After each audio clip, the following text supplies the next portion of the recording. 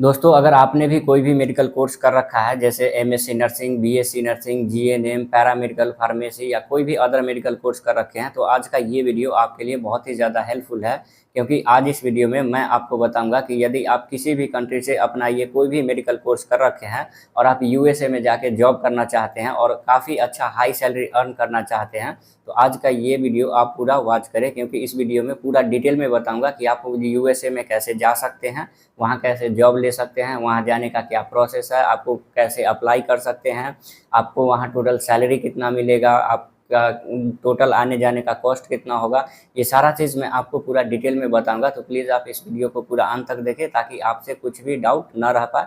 फिर भी यदि कोई डाउट रहेगा तो आप कमेंट में ज़रूर बताएं। तो चलिए हम वीडियो को स्टार्ट करते हैं। तो हाय एवरीवन, मेरा नाम है अमरीश, स्वागत है आपका अमरीश करियर एक्सपर्ट चैनल पे। चलिए सबसे पहले बात करते हैं क्वालिफिकेशन यानी कि एलिजिबिलिटी क्राइटेरिया की, कि आप यूएसए में जाने के लिए क्या क्या आपके पास क्वालिफिकेशन होना चाहिए।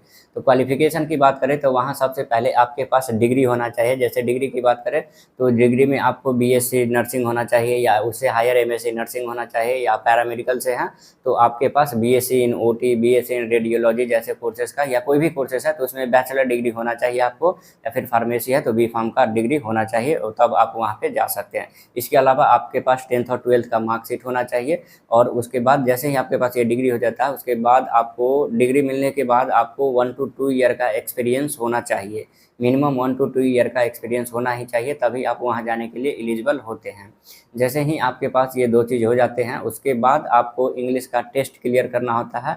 जो इंग्लिश टेस्ट का कई सारे टेस्ट होते हैं, उन टेस्ट में से मैं आपको नाम बताता हूँ। जैसे कि ओईटी का एक टेस्ट होता है, दूसरा है आईईएलटीएस का टेस्ट होता है और एक TOEFL करके टेस्ट आता है। इन तीनों में से आप कोई भी एक टेस्ट को दे सकते हैं और इन टेस्ट को देने के बाद आप मिनिमम आपको 7 स्कोर करना होता है इसमें। और जैसे ही आपको ये क्लियर कर लेते हैं उसके बाद आप अपना डॉक्यूमेंट को अपलोड कर सकते हैं CGFNS के वेबसाइट पे।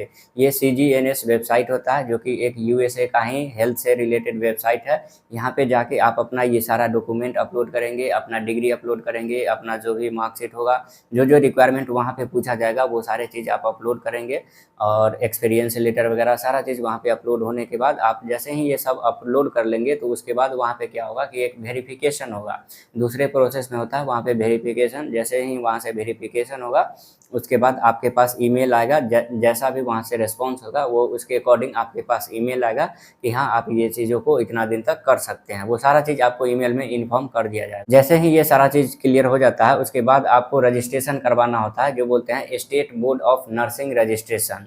जैसे यूएसए में क्या है ना कि वहाँ यूएसए में जॉब करने के लिए जितने भी स्टेट होते हैं, यूएसए में अप्रॉक्स 50 स्टेट्स है। मान लीजिए आपको न्यूयॉर्क में जॉब करना है यूएसए में, तो न्यूयॉर्क में जॉब करने के लिए क्या करना होगा कि आपको यूएसए के न्यूयॉर्क में ही केवल और केवल अप्लाई करना होगा। उसके बाद आप न्यूयॉर्क में जा सकते हैं। मतलब कि वहाँ जिस स्टेट में आप जॉब करना चाहते हैं ना उस स्टेट में आपको वहाँ पे अप्लाई करना होगा, वहाँ का रजिस्ट्रेशन लेना होगा। तो आप state board of nursing registration कर लेंगे, वहाँ पे भी वही वेबसाइट पे जाएंगे और जो जो चीज़ वो पूछेगा वहाँ पे वो सारे चीज़ करेंगे। उसके ऑफिशियल पेज पे जाएंगे, सारा चीज़ मिल जाएगा गूगल पे। मैं उन सारे चीज़ों का लिंक डिस्क्रिप्शन में दे दूंगा। उन सब चीज़ को आप देख के आपको अगर करना हो तो आप इजीली वहाँ पे कर सकते हैं। जैसे ही उसके ऑफिशियल पेज पे जाएंगे, ये state board of nursing registration कर लेंगे, उसके बाद आपके पास क्या होता है कि स्टेट बेस्ड एक्स्ट्रा कोर्सेस होता है। जैसे कि मान लीजिए आपको जो आपने अप्लाई किया था उन सारे चीज़ को वेरिफिकेशन करेंगे और उसमें देखेंगे कि आपका जो डिग्री है, आप जहाँ से भी अपना डिग्री लिए हैं वो यूएसए का डिग्री को फुलफिल करता है कि नहीं।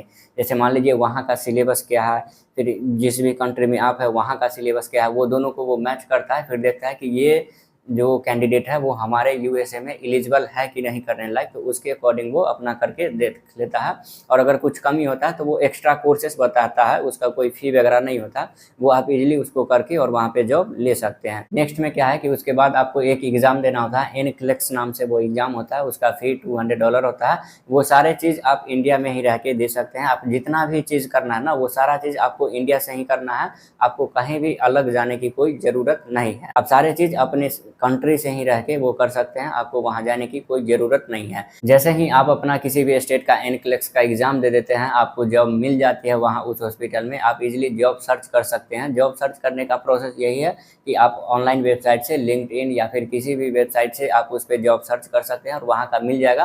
तो आप एग्ज़ाम देंगे उस स्टेट का, और जैसे ही क्लियर होगा उसके बाद आपको जो हॉस्पिटल होगा वहाँ का, वो खुद आपका सारा चीज़ प्रोसेस करेगा। जैसे कि जो भी आपको वीज़ा का प्रोसेस होगा वो सारा चीज़ वो अपने तरफ से देगा आपको कुछ नहीं करना है। उसके बाद वीज़ा वगैरह सब चीज़ कर देगा, और जैसे ही वीज़ा का प्रोसेस हो गया उसके बाद आपको फ़्लाइट का टिकट वगैरह वो सब होगा, और वहाँ पे आप इजीली जाके जॉब करेंगे। नेक्स्ट हम बात करते हैं सैलरी की, कि वहाँ पे सैलरी कितना दिया जाता है यूएसए में। यूएसए में सैलरी में आपको कोई टेंशन नहीं लेना है। यूएसए में बहुत ही ज़्यादा हाई सैलरी दिया जाता है, क्योंकि वहाँ का हेल्थ फैसिलिटी बहुत ही अच्छा है। हम एवरेज सैलरी की बात करते हैं, नर्सिंग का एवरेज सैलरी की बात करें तो वहाँ पे $82,750 पर ईयर होता है।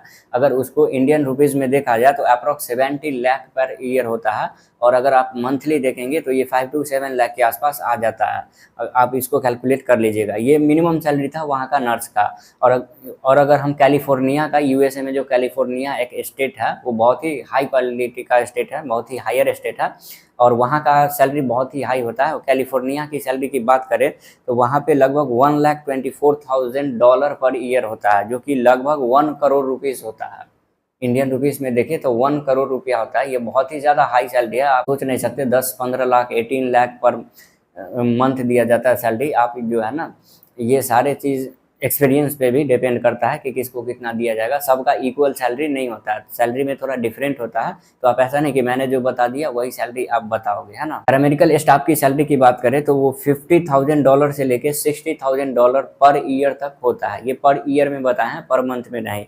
जो कि अगर हम इंडियन रुपीज़ में देखें तो 42 लाख से 50 लाख के आसपास होता है, जो कि काफ़ी अच्छा खासा सैलरी है अदर कंट्री के मामले में। तो यदि आप जाना चाहते हैं तो वहाँ जाके आप इजीली बहुत सारे पैसे कमा सकते हैं। वहाँ जाने के बाद बहुत सारा पैसा है, एकदम मतलब प्रॉब्लम नहीं होगा आपको, पैसे की कोई कमी नहीं होगी। वहाँ जाइए, आप अच्छे से जॉब कीजिए। मैंने सारा प्रोसेस बता दिया है। अगर वीडियो अच्छा लगा हो तो वीडियो को लाइक करें, कमेंट करें, शेयर ज़रूर करें। Thanks for watching this video.